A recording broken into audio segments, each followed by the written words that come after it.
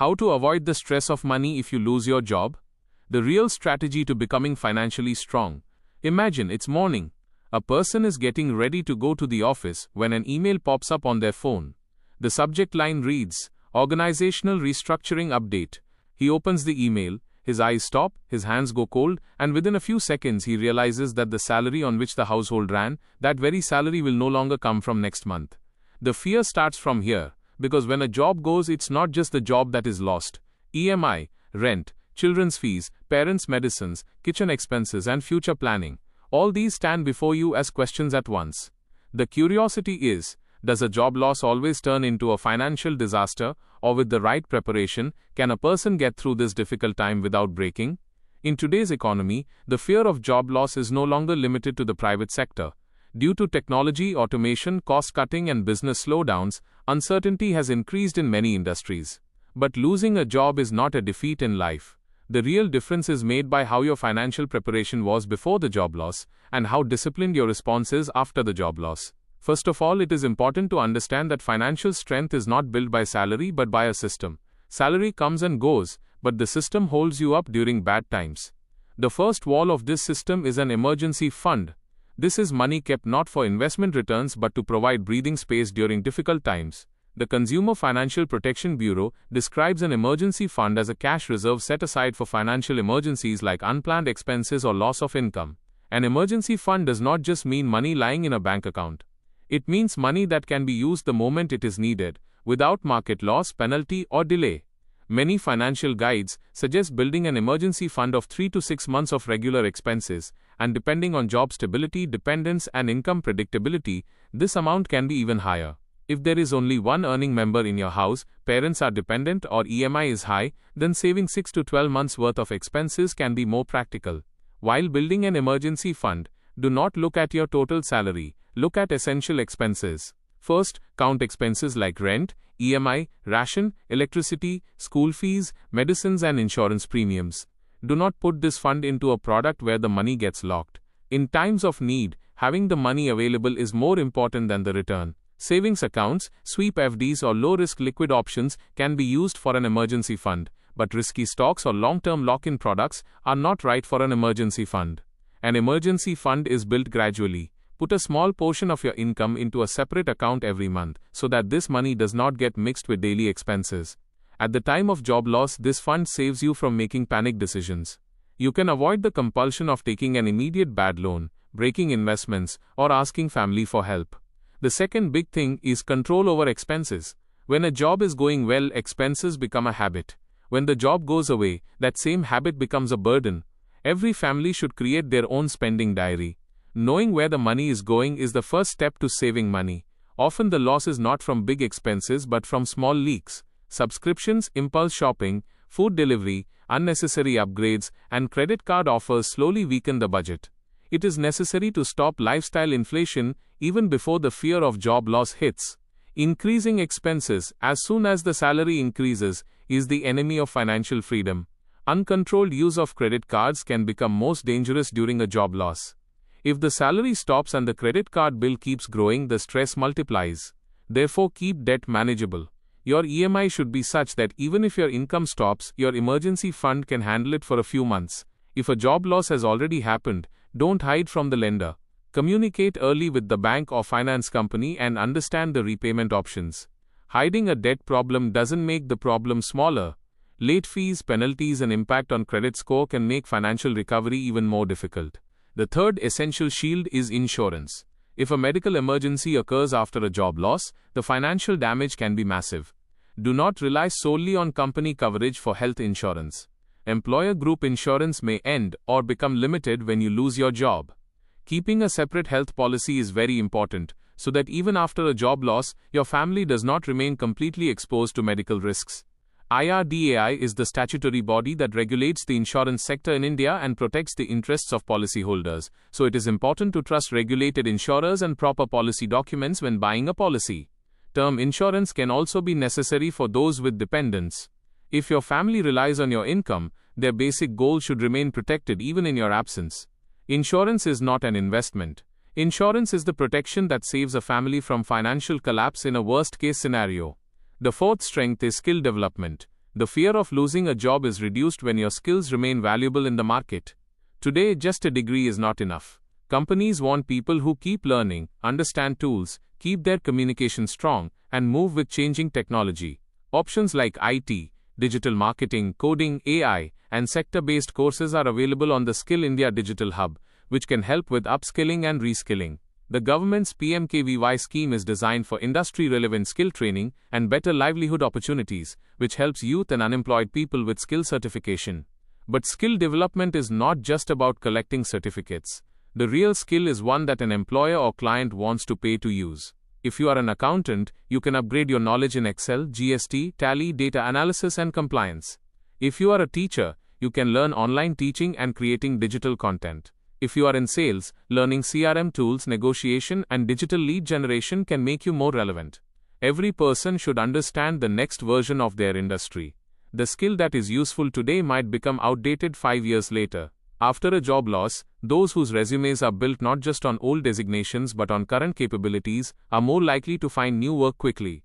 The fifth strategy is multiple sources of income. Depending on one salary for your whole life is easy, but it is also risky. Multiple income does not mean starting a big business immediately. It means slowly building a second, small cash flow.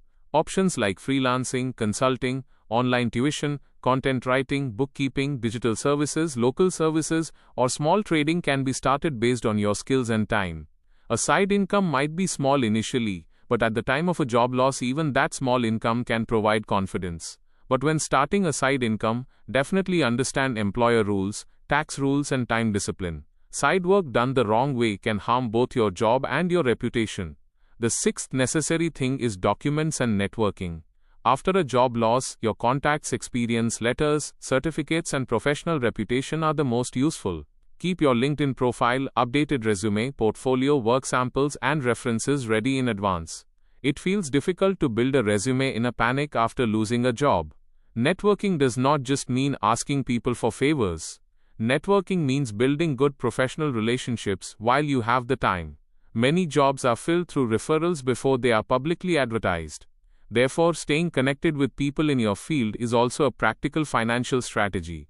The seventh thing is investment discipline. In the fear of job loss, people break their long-term investments, which breaks compounding. It is necessary to keep investments and the emergency fund separate. An emergency fund is for immediate survival, and investment is for future growth. If you have to temporarily stop your SIP after a job loss, do not feel guilty. First, household stability is necessary, then continue wealth creation. But it is also necessary to start investing during good times. Mutual funds, fixed deposits, provident funds, stocks or other assets should be chosen according to your risk capacity and goals. Investment requires planning, not haste. Starting high-risk investments without building an emergency fund can weaken your financial foundation. Tax planning is also part of job loss preparation. If you receive severance pay, leave encashment, or a final settlement, understand your tax and survival plan before spending it immediately. Do not consider your final settlement a bonus. It can be a life jacket that covers your income gap. The very first task after a job loss should be creating a cash flow calendar. It is essential to write down which payments are due in the next 90 days. When you see in front of you when rent is to be paid, when the EMI will be deducted, when school fees will be due, and when the insurance premium is due, the fear reduces by half. After this, divide your expenses into 3 parts: essential, temporarily stoppable, and completely eliminatable. Essential expenses are those that are needed for survival and family stability. Stopping other expenses temporarily is not a weakness, it is wisdom. At the time of job loss, ego can be your biggest enemy. People hesitate to take a small job, freelance work, or a temporary project. But in an income gap, no honest work is small. Until you find a new permanent job, even temporary income can provide financial oxygen. Family communication is also very important. Hiding a job loss will not control household expenses. Tell your family members about the situation in a calm manner, so that everyone can together maintain budget discipline. Children can also be explained according to their age that expenses will need attention for some time. This reduces unnecessary pressure. Mental health is also a part of financial planning. A job loss hurts a person's identity, but it is not the final certificate of your value. Maintain a routine every morning. Give fixed time to job search, skill learning, networking, and health. Looking at your phone in fear all day is not the solution. Disciplined action is what brings back confidence. Avoiding scams is also necessary. During a job loss, people can get caught in fake investment schemes, loan traps, or work-from-home fraud in the pursuit of quick income. If any scheme guarantees high income without effort, be careful. In times of trouble, both greed and fear make for poor decisions. A financially strong person is not someone who never faces problems. A strong person is one who does not break when a problem comes, but changes their strategy. Preparing for a job loss is not negative thinking. It is just like wearing a seatbelt. There is no desire for an accident, but safety is necessary. If you have a job today, this is the best time to prepare. Build an emergency fund, reduce debt, check your insurance and upgrade your skills. If the job has already been lost, first of all, stop blaming yourself. Write the situation down on paper, reduce expenses, activate income options, and take small actions every day. Money tension never goes away completely, but with preparation, its fear can be reduced. One job may be a source of your income, but it should not be your entire financial identity. True security is created when you have savings, skills, insurance, a network, and discipline together. These 5 things can become a strong umbrella for you in the storm of job loss. Therefore, the question is not whether the job will go or not.